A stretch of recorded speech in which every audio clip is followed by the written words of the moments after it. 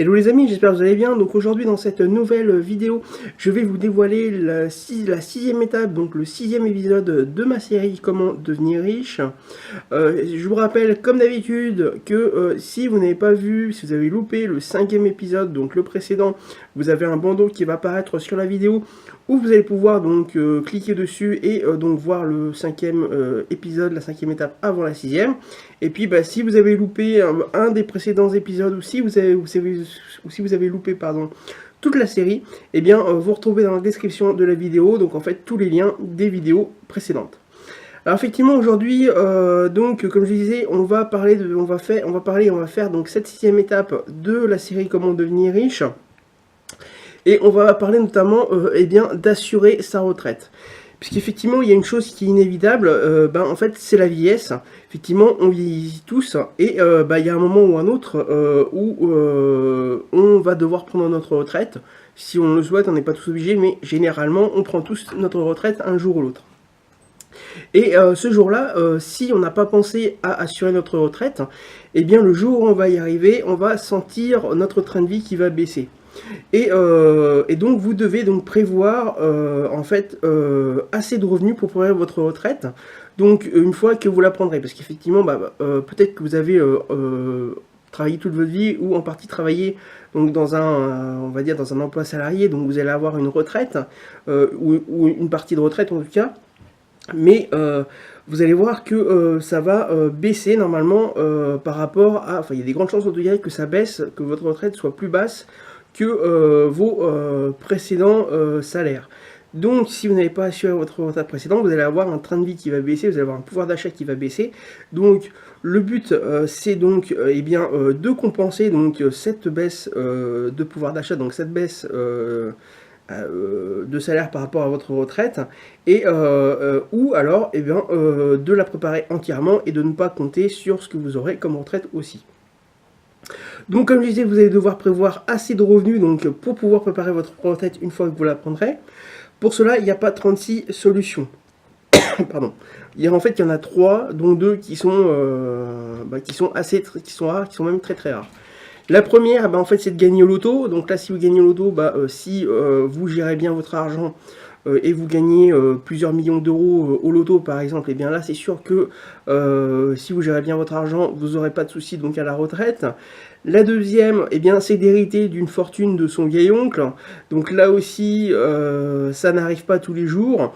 Et pour 99,9% d'entre nous, il ne nous reste plus que la troisième solution, qui est d'investir notre argent au fur et à mesure de notre vie de notre vie active tout simplement. Alors comment préparer sa retraite en investissant? Alors il y a aussi, alors là je vais vous donner 3 solutions, il y en a d'autres, mais c'est les plus, c'est celle qui vous permettra d'avoir un taux de réussite plus important. La première, c'est tout simplement d'acheter un maximum de biens immobiliers locatifs rentables, le plus tôt possible, ça c'est important. Plus vous commencez tôt et plus vous aurez de chances et de possibilités en tout cas d'assurer votre retraite le plus tôt possible, puisqu'effectivement par exemple il vaut mieux avoir une retraite entre guillemets assurée à 40 ans plutôt qu'à 55 ans ou à 65 ans quand on est en retraite à la 60 par exemple. Donc plus tôt vous commencez, plus tôt votre retraite sera assurée et plus tôt vous serez tranquille avec ça et plus tôt vous pourrez continuer. Donc c'est en achetant donc un maximum de biens immobiliers locatifs rentables, donc en les louant, donc les loyers vont faire des petites retraites donc une fois que vous allez prendre votre retraite, puisque si vous avez 10 biens immobiliers à 60 ans, si je prends 60 ans, donc ça devrait être plus, si vous avez une vie active, si vous travaillez, ça sera normalement, vous prendrez votre retraite un peu plus tard que 60 ans, mais on va prendre l'exemple de 60 ans. Si à 60 ans, vous prenez votre retraite, et si vous avez 10 biens immobiliers qui sont loués, vous avez 10 loyers, vous avez 10 petites retraites qui, tous les mois, vous permet de vivre de votre retraite. Donc ça, c'est quelque chose d'important. Il y a aussi une autre solution qui me plaît moins, si effectivement, que eh bien, de vivre de ses loyers quand on est à la retraite, c'est de tout revendre une fois qu'on arrive à la retraite. Donc si vous avez 10 biens immobiliers le jour de votre retraite et que vous souhaitez tout vendre, eh bien, vous allez pouvoir vivre également de vos ventes. Alors, déjà, petite chose, si vous faites ce genre de choses, évitez de tout vendre d'un seul coup. Par exemple, vous pouvez vendre un bien tous les ans et puis voilà.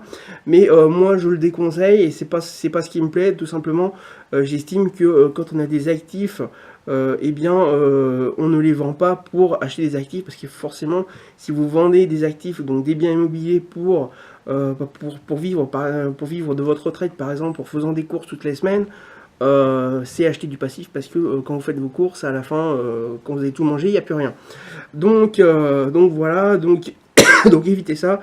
Pour ce qui est de l'immobilier, vaut mieux vivre de ses loyers, donc quand on est à la retraite, et pourquoi pas continuer si vous le souhaitez, en achetant des biens immobiliers locatifs.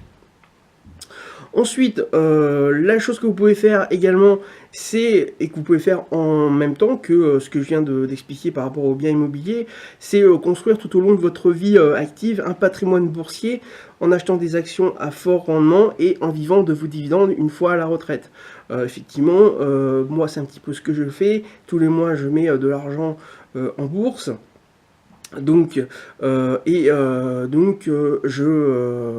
reçois des dividendes tous les ans de chaque société à peu près. Donc voilà, donc en fait c'est de l'argent qui s'accumule et que je réinvestis dans d'autres actions. Mais une fois à la retraite, rien ne vous empêche, si vous faites la même chose que moi, eh bien tout simplement de percevoir ces dividendes-là et de vous les verser en sorte de rente et de vous permettre de vivre de votre retraite. Pareil, il y a une autre solution par rapport à la bourse qui est un petit peu la même que l'immobilier, mais que j'aime pas trop non plus parce que ça revient exactement même, ça revient de vendre des actifs pour acheter des passifs. C'est que vous pouvez revendre tout votre patrimoine boursier une fois à la retraite pour pouvoir vivre donc de ces ventes-là. Mais bon, voilà, comme je disais précédemment, acheter des actifs pour vendre des passifs, enfin vendre des actifs pardon, pour acheter des passifs, ça n'a aucune logique par rapport donc à la logique d'investissement. Ensuite, en tout cas, vous pouvez également, donc troisième solution, créer un business quasi automatique avec par exemple l'infoprenariat un petit peu comme je fais. Donc c'est-à-dire que vous créez un business qui tournera automatiquement avec par exemple des formations que vous vendez par internet et une fois que vous avez tout automatisé, eh bien en fait ça l'argent rentre quasiment tout seul et vous pouvez vivre de cette rente également tous les mois puisque vu que c'est quasi automatique, vous n'avez pas à y toucher. Mais aussi pareil, vous pouvez également vendre votre business. Alors là ça se fait un peu plus. C'est-à-dire qu'effectivement, généralement, quand des entrepreneurs arrivent à la retraite, ils revendent leur société. Donc là, vous pouvez également revendre votre société. Mais si c'est quasi automatique, si vous avez quasiment rien à faire, eh bien autant la garder. Pourquoi pas embaucher quelqu'un, puisque généralement vous aurez les moyens, embaucher quelqu'un qui s'en occupera donc ce qui ne peut pas être automatisé, et puis donc continuer à vivre de ces rentes-là.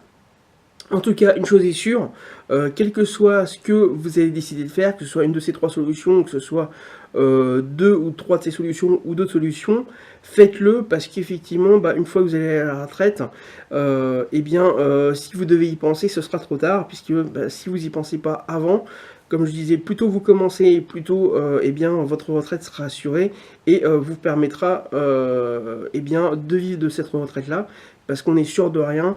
Peut-être que dans 20, 30 ans, si vous avez le même âge que moi, la retraite, il n'y en aura pas parce que tout simplement, les caisses de retraite seront vides et on vous dira merci monsieur, merci madame d'avoir travaillé toute votre vie, vous avez reçu un salaire et maintenant, on ne vous paye plus de retraite. Donc pensez-y et faites-le le plus tôt possible. Voilà donc voilà pour cette série de comment devenir riche, donc cette 6e étape. Je vous rappelle, si ce n'est pas déjà fait, que vous pouvez recevoir également ma sélection de livres sur l'indépendance financière en cliquant sur le bandeau qui apparaît sur la vidéo. Vous pouvez également vous abonner à la chaîne YouTube afin de recevoir donc une alerte lorsque les vidéos sont publiées. Vous avez une petite cloche également que vous trouverez à côté de la vidéo qui vous permettra en cliquant dessus et bien d'avoir cette alerte là.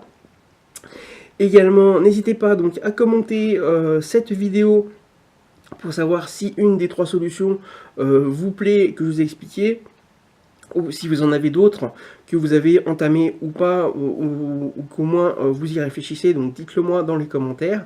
Et puis n'hésitez pas également donc à liker la vidéo avec le pouce levé qui est en bas à droite de la vidéo et à la partager afin que cette série soit le plus connue possible. Voilà, bah écoutez, je vous dis à très bientôt pour la 7e étape, la 7e et dernière étape de cette série de comment devenir riche.